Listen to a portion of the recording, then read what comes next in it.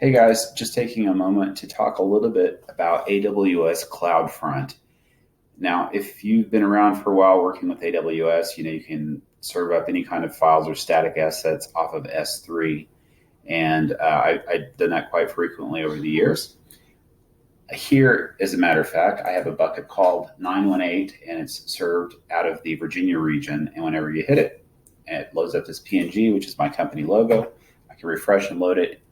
It takes about 284 milliseconds for it to load, which doesn't seem too bad. But what you can do instead is set up a CloudFront site, which is basically a configuration available through AWS that serves your asset from a edge server that has cached versions available of the asset that you're interested in.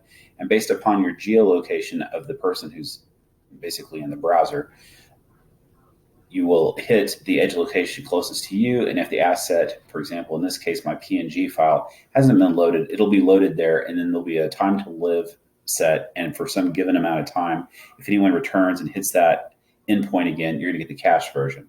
All of that to say that whenever you refresh here, you can see that my load time for my asset is about 54 milliseconds. Let me do it again. 33 milliseconds, 30 milliseconds. It's quite a bit of an improvement over just serving this directly off of S3, which is averaging around 294 milliseconds. That time I got a pretty good hit there at 69 milliseconds. Oh, nice. I'm getting up to 68. In the past, I was getting about 100 to 500 milliseconds each time.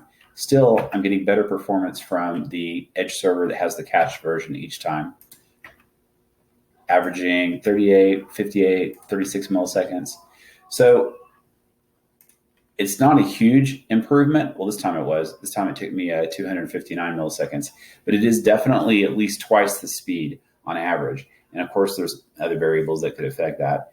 So if you're going to be really concerned about response times, as we all are, those of us who develop web applications, you might want to consider using CloudFront. The downside, of course, is that I say, of course, maybe you don't know this. The downside of CloudFront is there's an additional configuration. If you're typically only configuring to use with S3, this is like one additional step that you'll have to set up during your configuration.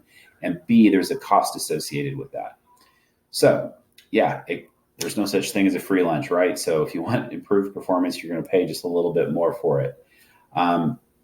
I'm not quite sure how much more. I would have to study the pricing model a little bit before I could answer that question.